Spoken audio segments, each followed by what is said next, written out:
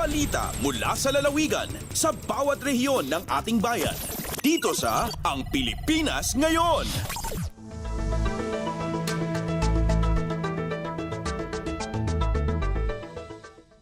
Narito na ang bugso ng ating mga regional news. Dumako muna tayo sa rehiyon ng Luzon. Go Bag Ti Umili Project inilunsad ng provincial government ng Nueva Vizcaya. 14,000 pamilya pagkakalooban ng Go Bags sa unang bahagi ng project implementation. Narito ang buong balita na ihahatid sa atin ni April Racho mula sa Tuguegarao.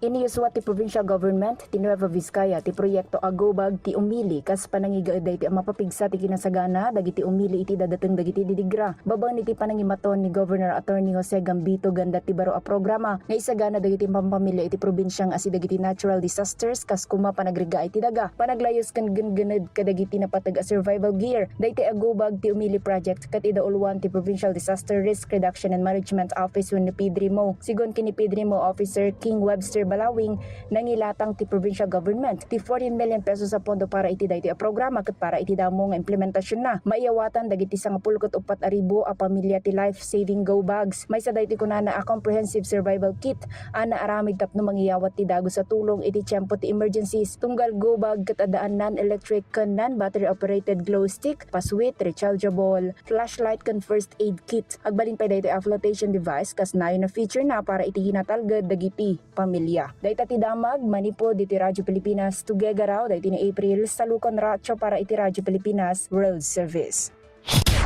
Balita mula sa lalawigan sa bawat rehiyon ng ating bayan. Dito sa Ang Pilipinas Ngayon.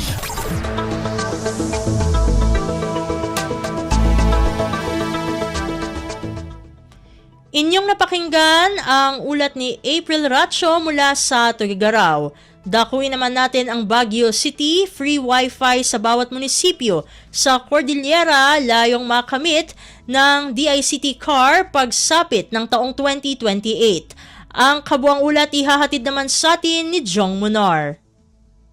Panggap iti Department of Information and Communications Technology Cordillera ang maipaay ti free wifi iti tunggal munisipyo ti Rehiyon Cordillera in 2028. Dahito ikatpaset iti free wifi for all program. Sigon kani DICT CAR free wifi for all project focal person Engineer Alexander Badwa, agarop 8 agasot nga sites iti Rehiyon iti naipaayan da iti free wifi bayat manamnama ang manayunan pay daytoy inton sumaro na bulan. Kinuna ni Engineer Badwa dagiti prioridad dagitoy nga ipaayan ti free wifi ket dagiti public places pakiramanan dagiti public schools, training institutions, state hospitals, municipal plazas ken dumapay. Inlawlawag ni Engineer Badwa ti rason tinakapsot nga internet ket dagiti free wifi sites ket gapot ti dakkel nga demanda itoy nang runa ta libre ken open daytoy iti publiko. Manipod iti Radyo Pilipinas Baguio, Jong Munar nang ipadamag para ti Radyo Pilipinas World Service.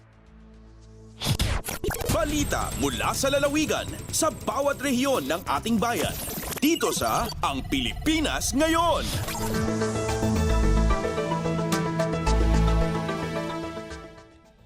Inyong napakinggan ang ulat ni Jong Munar mula sa Baguio City. Pumunta naman tayo sa rehiyon ng Kabisayaan. Ilang aktibidad para sa Charter Day activities ng Canlaon City Negros Oriental kinansela matapos ang pag-alboruto ng Bulkang Canlaon. Pakinggan ang kabuang ulat na ihahatid sa atin ni Jessa Agua Ilanan mula sa Cebu. Simple lamang ang mga kalihukan ug mga adlaw isip pagtimaan sa ika-57 nga Charter Day sa Dakbayan sa Canlaon, Negros Oriental. Kini human gikanselar ni Canlaon Mayor Batchog Cardenas ang series of activities human mibuto ang Bulkang Canlaon ni adtong Hunyo 3 tuig 2024. Ang kanselasyon sa pipila ka kalihukan bunga sa konsultasyon sa FIVOX DOST ug OCD7 ug pormal nga gianunsyo pinaagi sa Incident Management Team Resolution No. 1 Series of 2024. Nagpabilin hinuon ugma ang usa ka santos nga misa sa alas 8 sa buntag sa St. Joseph Parish nga pagasundan sa wreath-laying ceremonies sa Canlaon City Hall. Base sa labing uhing abiso gikan sa FIVOX DOST, Hunyo 28 tuig 2024, Base sa labing uhing abiso gikan sa FIVOX DOST, Hunyo 28 tuig 2024, nagpagawas og notice of elevated volcanic sodium dioxide ang ahensya mahitungod sa bulkan nga nagsakop sa pipila ka bahin sa Negros Oriental ug Negros Occidental. Matod sa maong advisory, anaa sa 5,397 tons per day ang gibuga nga sodium dioxide o asupre sa crater summit sa Mount Canlaon, hinungdan nga pabiling giabisuhan ang nagpalibot nga komunidad nga magmatngon. Gikan sa RP1 Cebuja sa Agua Ilanan para sa Radyo Pilipinas World Service.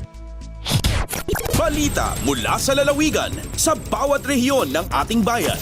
Dito sa Ang Pilipinas Ngayon.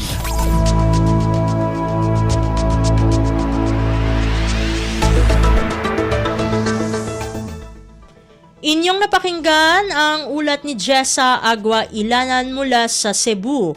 Puntahan naman natin ang Iloilo. Siyam na kabahayan natupok ng apoy sa Iloilo City. Narito si Emmy Santiagudo para sa detalye ng balita.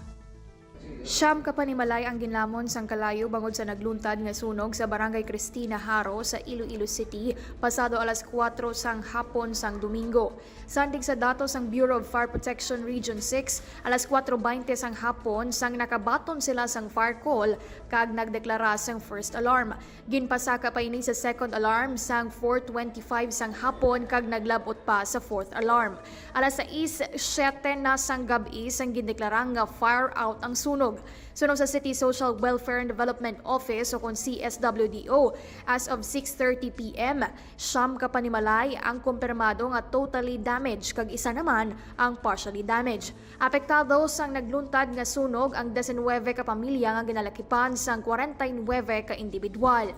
Nagpalabot na sang bulig nga relief goods ang CSWDO sa mga nasunugan. Padayon naman nga ginaimbestigahan sang BFB Region 6 ang gintunaan sang sunog. Naggikan sa Iloilo, Emerald Santiagudo para sa Radyo Pilipinas World Service. Balita mula sa lalawigan sa bawat rehiyon ng ating bayan. Dito sa Ang Pilipinas Ngayon.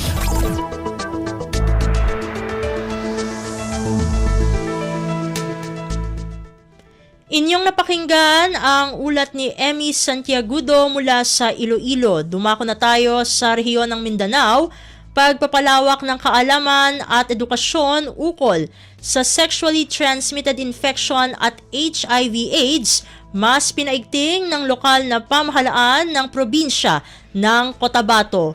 Ang kabuang ulat ihahatid naman sa atin ni Marcel Dasalia mula sa Davao.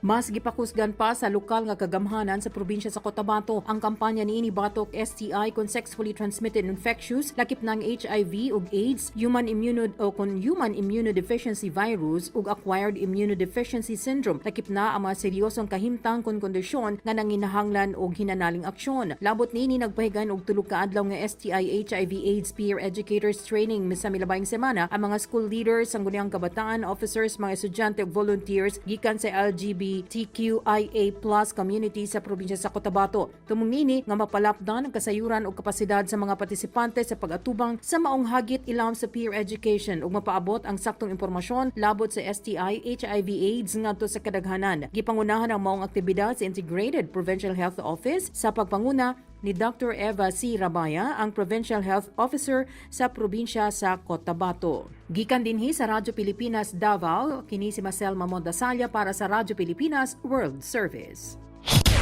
Balita mula sa lalawigan sa bawat rehiyon ng ating bayan. Dito sa Ang Pilipinas Ngayon.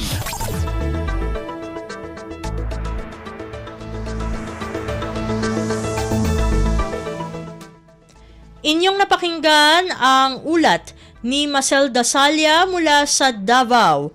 Puntahan naman natin ang Butuan upang mapalakas ang kadiwa ng Pangulo Program ng Administrasyong Marcos.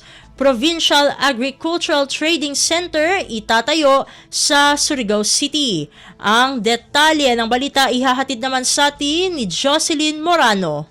Groundbreaking ceremony gipahigayon dito sa Surigao City alang sa tukuron nga Provincial Agricultural Trading Center. Proyekto kini sa kagamhanang probinsiyal sa Surigao del Norte pinaluyuhan sa Department of Agriculture o DA Caraga sa tinguha nga mapaligon ang kadiwa ng Pangulo Program sa Administrasyong Marcos. Ang trading center mao ay mamahimong bagsakan sa tanang produkto sa mga mag-uuma ug mangingisda sa probinsya. Pinunduhan ng proyekto sa 30 milyones ug dito tukuron sa usa ka hektaryang luna nga gidonar sa Cortez Development Corporation sa Barangay Luna, Surigao City. Pahayag sa DA Caraga, pinaagi sa Provincial Agricultural Trading Center, masiguro ang reasonable o competitive price sa agriculture and fishery products gumikan kay makontrola naman ang mosulod ug mogawas nga produkto sa probinsya diin dako kining bintaha sa mga konsumante ingon man sa mga producers. Ang katawhan do na nasan-unyay sayon nga kakuhaan sa healthy ug affordable nga pagkaon. Mula sa RP Butuan, ako si Jocelyn Morano para sa Radyo Pilipinas World Service.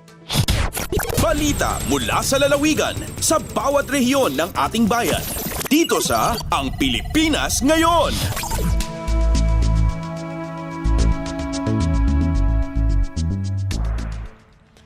Inyong napakinggan ang ulat ni Jocelyn Morano mula sa Butuan.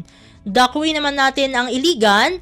Lanao del Sur naghahanda na para sa kanilang malaking selebrasyon sa ika-65 anibersaryo ng probinsya. Ang kabuang ulat ihahatid sa atin ni Alvidad Bashir. Dimri para dua ka lang mo na Provincial Government of Lanao del Sur para sa pakatalinguma a celebration na intero magingad sa giyang kaiyay kanumpulo agulima a anniversary a kababuloy a probinsya sa Pilipinas sa Lanao del Sur. Si sagyang kaiya mga pumakaw maagawi na adin na mga iprereparado a pakaradyan o mga bang sa tano sa PLGU. Ibabagiran na oras kung mga pagtaw a makapid si kung mga contest agupad ang mga events sa adin na itatalaga da premyo kung mga bang sa tano a pumakataban. Isa kong mga highlights na sa video making contest. Asa din sa pakatabanon na adin na numanayaw ro na 50,000 a cash prize. Mapadrumpan sa pumakataban na sa mga bang sa tano adim gilupa. Isa pan sa mga activities na giyang kaiya 1 Lanao shooting competition agumadakalpan. So mga bang sa tano a kabayaron mangpad na mapakayang bisita ira na giyang kaiya Facebook page sa Provincial Government of Lanao del Sur, anta ka bisita sirang koderpa agyang kaiya opisina a uluan tano sa Ranao si Governor Mamintal Bumbit Alonto Adyong Jr. ragis sa mga pedpen na mga offices sa Capitol. Mula sa RP Iligan, Alvidad Bashir para sa Radyo Pilipinas World Service. Balita mula sa lalawigan sa bawat rehiyon ng ating bayan. Dito sa Ang Pilipinas Ngayon.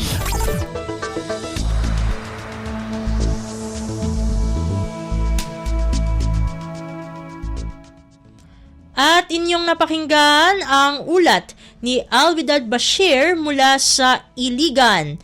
Dito na nagtatapos ang ating regional news.